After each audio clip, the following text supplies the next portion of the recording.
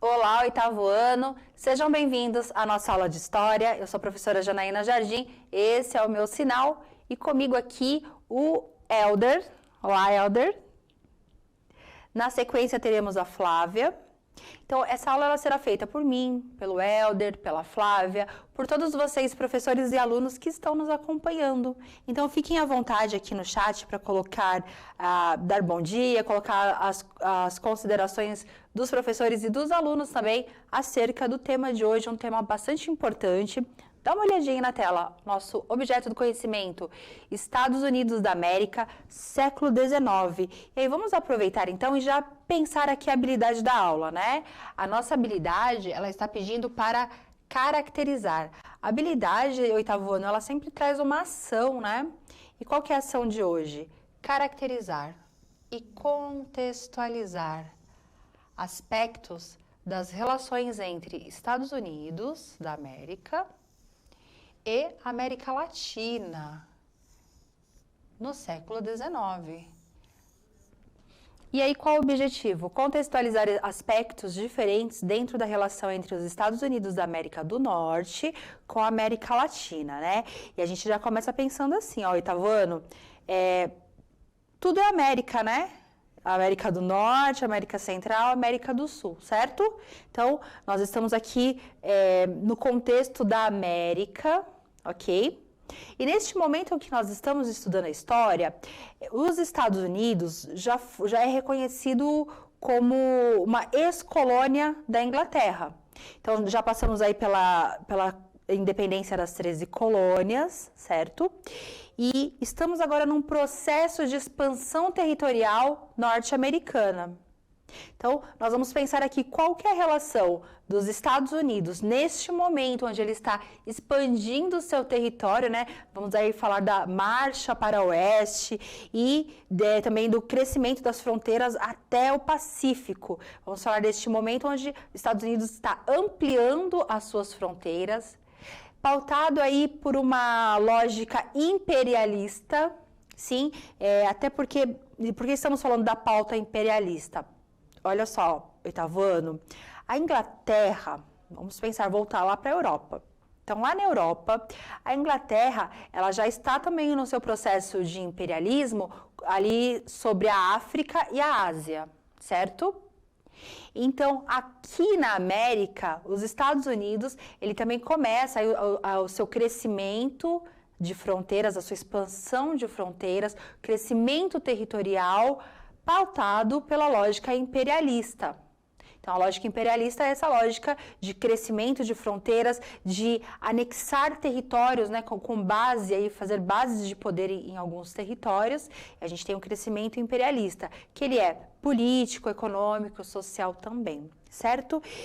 E aí a gente tem, assim, dentro de todo esse contexto, né, que é Estados Unidos já independente, crescendo seus territórios, dentro de uma lógica imperialista, né? Pensando que lá na Europa, a Inglaterra também está com essa lógica imperialista contra a África e a Ásia. Pensando ainda nisso tudo, no século XIX, em específico ali, século XIX, ele é muito pautado por pseudocientistas, né? Pseudociências que tem aí uma base argumentativa para dizer que esse imperialismo, né, que é esse momento onde uma potência começa a dominar outros países, né, que isso tudo é justificado pelo, no caso lá da Inglaterra, o fardo do homem branco, né, que o homem branco está indo para a África e Ásia com esse fardo de levar civilização, né, para a África e a Ásia, lá na Europa. E aí, voltando aqui para o nosso contexto, nós temos a doutrina do Destino Manifesto, que é uma ideologia, né? Uma ideologia que diz assim, ó, que o homem branco, norte-americano, que esse homem ele tem o dever divino, né, de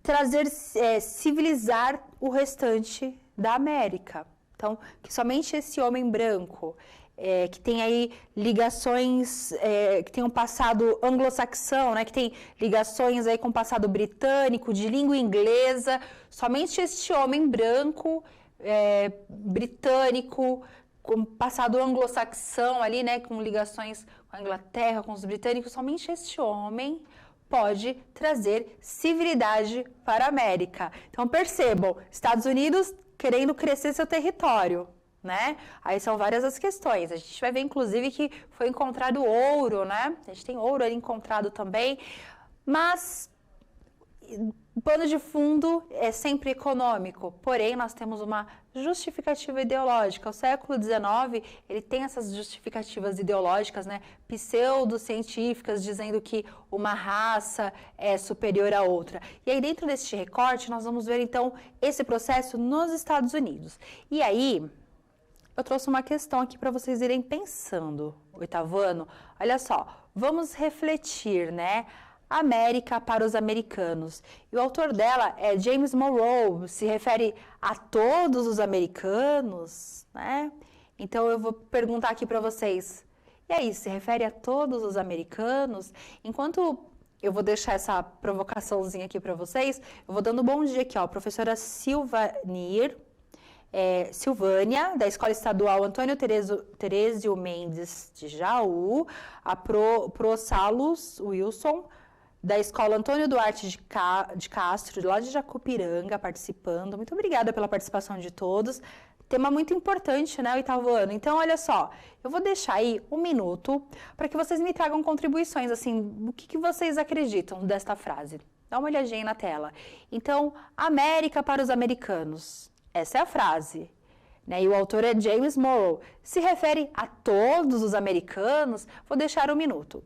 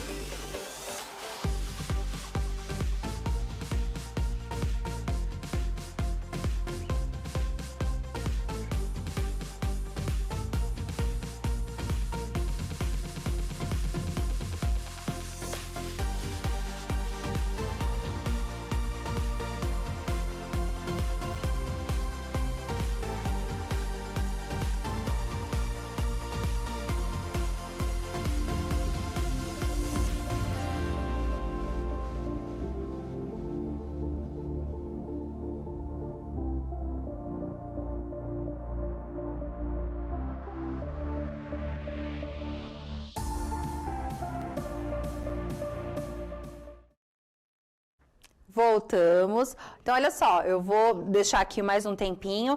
Até o final da aula, vocês vão me dizer se essa frase de fato, né, América para os americanos, se ela é para todos os americanos. E aí, a Pro Silvânia, ela já disse que não é a América para todos os americanos, é para alguns, né?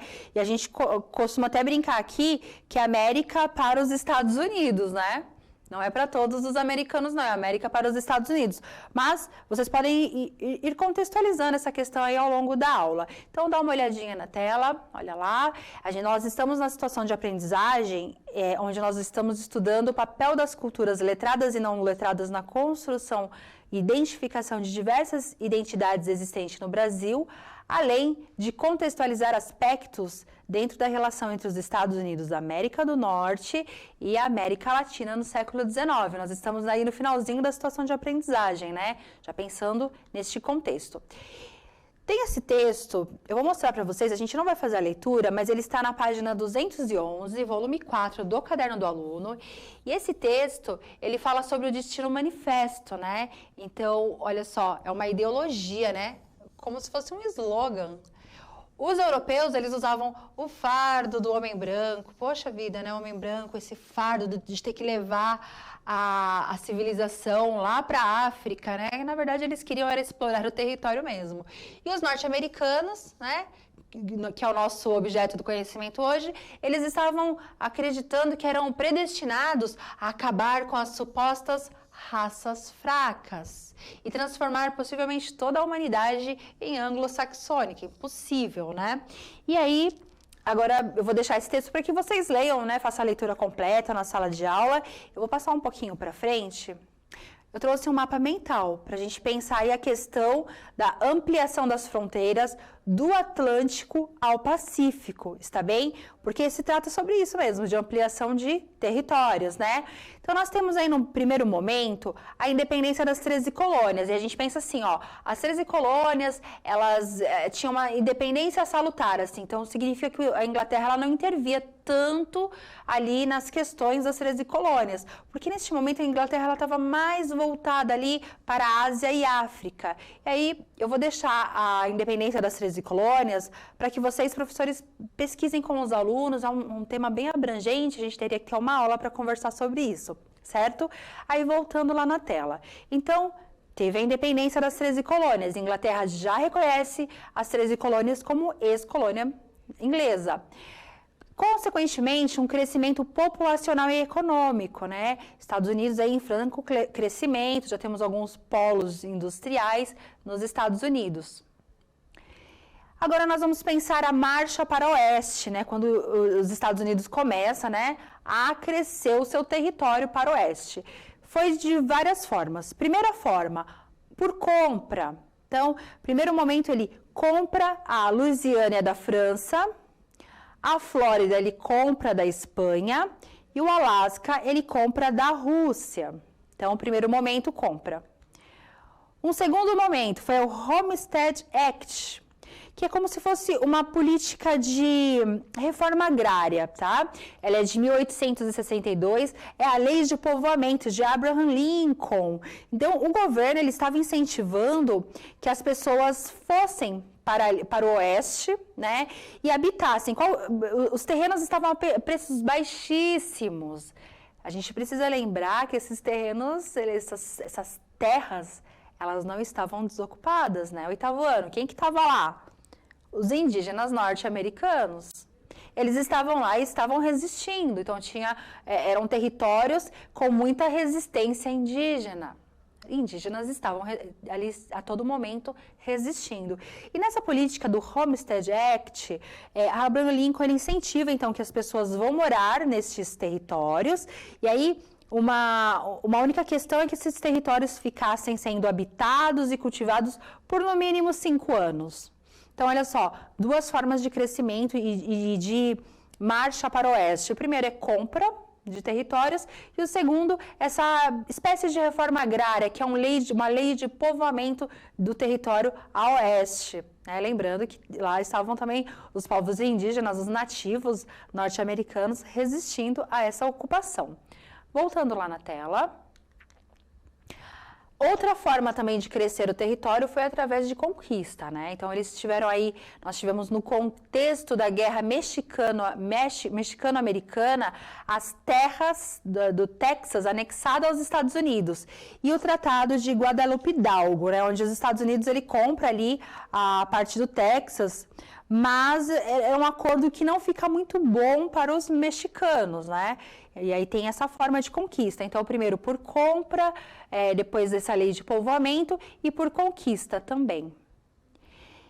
E aí nós temos na sequência a Corrida do Ouro de 1846 a 1848. E nós temos agora 2 territórios, Califórnia e Novo México. A Califórnia era um território do México, então já era um território mexicano que estava sendo ocupada ali por soldados norte-americanos. Então, a Califórnia já era um território, né, do México, pertencia ao México, só que foi encontrado muito ouro ali. E aí nós temos a corrida do ouro, né, para o oeste, para a Califórnia. Os Estados Unidos, ele acaba, nessa corrida do ouro, ele acaba anexando a Califórnia também ao seu território e ali fazendo um povoamento. Ao redor ali da Califórnia, começa a vir o progresso. Então, a gente tem ao redor da Califórnia um excedente populacional, nós temos crescimento da densidade populacional daquele território em franco crescimento, afinal de contas as pessoas estão vindo para a Califórnia à procura do ouro, né? Agora nós vamos fazer uma leitura, dá uma olhadinha na tela, uma análise de fonte iconográfica, está bem? Então, ó, na cena vocês vão ver uma mulher angelical segurando um livro, né? E ela voa em direção ao oeste. Agora observe o cenário e faça uma reflexão sobre o significado dessa obra. Essa é a famosa obra. E eu vou deixar um minuto para que vocês me tragam aí contribuições acerca desta imagem.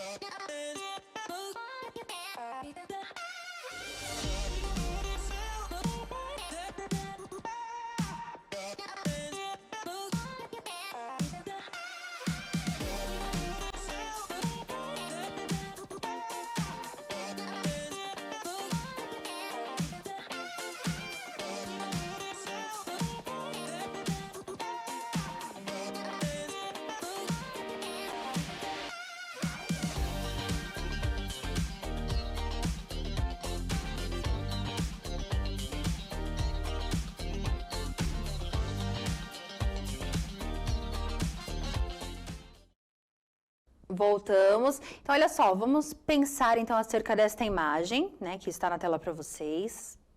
E aí contextualizar essa imagem com todo esse momento histórico que eu estou aqui descrevendo, né, que é a marcha para o oeste. Lembrando que nós estamos num período aí de crescimento territorial norte-americano e nós temos ainda aquela ideologia do Destino Manifesto como pano de fundo, né, para justificar, na verdade, uma questão econômica aí de crescimento de uma ordem imperialista.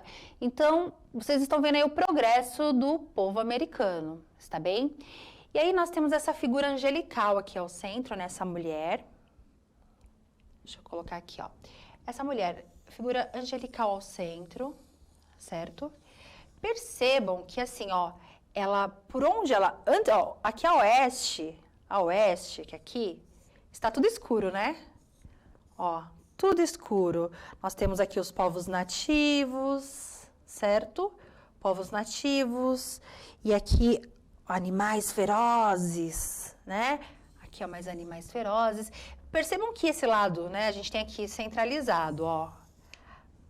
Pra cá tá tudo escuro, que é o lado que ela ainda vai chegar, certo? Então, aqui é oeste. Isso aqui a gente vai... Vamos combinar aqui que aqui é oeste, que ainda não foi domado, um oeste que ainda não foi domesticado aí pelos povos norte-americanos, esses povos que estão aqui crescendo este território. Por onde ela passou, nós temos aqui mais claro, né? Ó, vocês estão percebendo que está mais claro? E aí, além de estar mais claro, eu vou apagar um pouco que eu fiz muita bagunça aqui. Pronto. Então, eu vou dividir essa obra na metade. Aqui é oeste, certo? Aqui é oeste.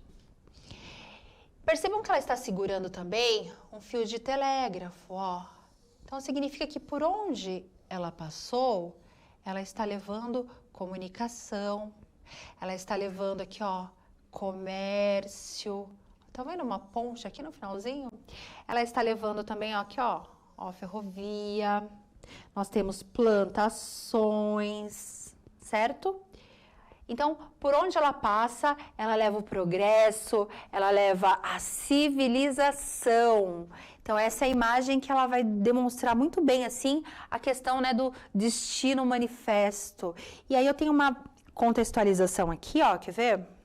Só para a gente, né, ter uma leitura dessa obra. Então, o Progresso Americano de 1872, de John Guest. Essa pintura é uma representação alegórica do Destino Manifesto. No Brasil, nós também temos, né, uma representação alegórica lá da independência do Brasil, né? Vocês se lembram disso? Então, na cena, uma mulher angelical, algumas vezes identificada como Colúmbia, uma personificação dos Estados Unidos do século XIX, está segurando um livro escolar e ela leva a civilização para o oeste, com colonos americanos prendendo cabos telegráficos. Por outro lado, povos nativos e animais selvagens são afugentados, né? Bom, vamos pensar rapidamente que a doutrina Monroe, né? O que é essa doutrina Monroe? Que inclusive é o começo, a primeira pergunta lá que eu fiz para vocês, né? A América para americanos. O seu pensamento, 3 pontos. A não criação de novas colônias nas Américas. Então, olha só, os Estados Unidos, os norte-americanos não querem que a Inglaterra venha aqui em território norte-americano e nem nenhum país da América Latina intervir, certo? Então, nós não queremos colônia nas Américas. A não intervenção nos assuntos internos dos países americanos. A não intervenção dos Estados Unidos em conflitos relacionados aos países europeus, como as guerras, né, de países e suas colônias. Então, assim, na doutrina Monroe está bem claro. Nós não queremos interferência da Inglaterra aqui na América, nem assunto norte-americano, nem assunto da América Latina. Certo? Mas quem que pode interferir nos assuntos da América Latina? Os Estados Unidos, né? Então, é o que está nas entrelinhas, né? A Inglaterra não pode intervir, mas os Estados Unidos está intervindo a todo momento e a gente vai ver isso também.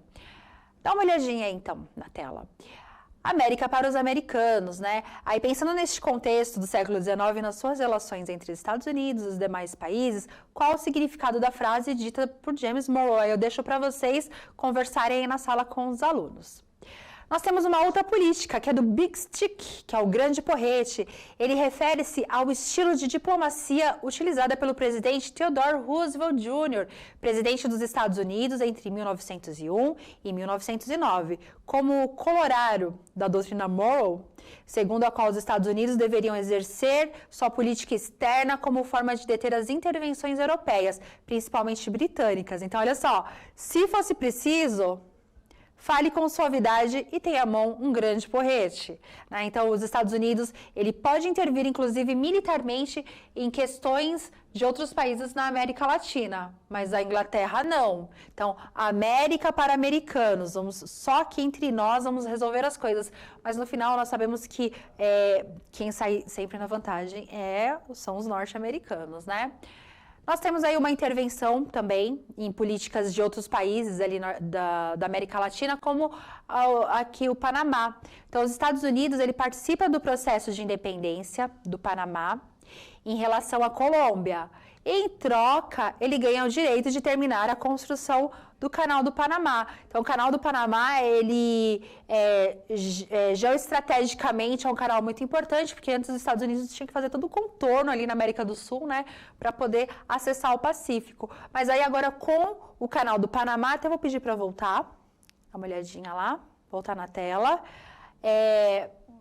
Com o Canal do Panamá agora, os Estados Unidos ele consegue fazer aí toda essa logística e acessar o Oceano Atlântico e Pacífico agora. Eu vou até riscar aqui para vocês, ó. Os Estados Unidos fica muito mais próximo do Pacífico e do Oceano Atlântico. É como se fosse cortar o caminho. Então, ele intervém muitas vezes em políticas de outros países da América Latina para tirar algumas vantagens, né? E aí, 8º ano... Bastante coisa, né? Mas ainda tem a ementa Platt. Dá uma olhadinha aí. Então, essa é a ementa Platt. E aí eu vou resumir a ementa Platt para vocês, ó. Vocês estão vendo que ela é um dispositivo legal inserido na Carta Constitucional de Cuba, que autoriza os Estados Unidos a intervir naquele país a qualquer momento de interesse. E aí, assim, ó... Até vou pedir para voltar aqui, que eu não vou terminar a leitura, mas para a gente resumir. Em 1898, os Estados Unidos, ele participa do processo de independência de Cuba contra a Espanha. E o que eles ganham em troca? Por ajudar Cuba a ser livre da Espanha. Eles ganham a Baía de Guantánamo. Então, eles saem também ali com essa carta, né? Eles conseguem colocar na Carta Constitucional ali de Cuba um dispositivo legal, dizendo que os Estados Unidos podem interferir nas questões ali daquele território, que é a Baía de Guantánamo. E aí a gente começa a perceber que essa relação, né, dos Estados Unidos com o restante da América Latina, ela está pautada, assim, por interesses imperialistas, né? Estamos neste contexto de crescimento territorial das grandes potências, e essa é a relação, está bem? dá uma olhadinha aí no resumo da aula. Então, a gente falou um pouquinho disso tudo. É lógico, né, que é um tema que a gente precisa falar muito mais, é um tema que os professores vão tratar com os pormenores na sala de aula. Eu vou pedir a gentileza que vocês avaliem a nossa aula, o que vocês gostaram, pontuem, o que não gostaram também pontuem, para que a gente possa fazer uma aula melhor. Muito obrigada, Itavuana, a todos os professores que estiveram aqui no chat, e tchau, tchau, até a próxima.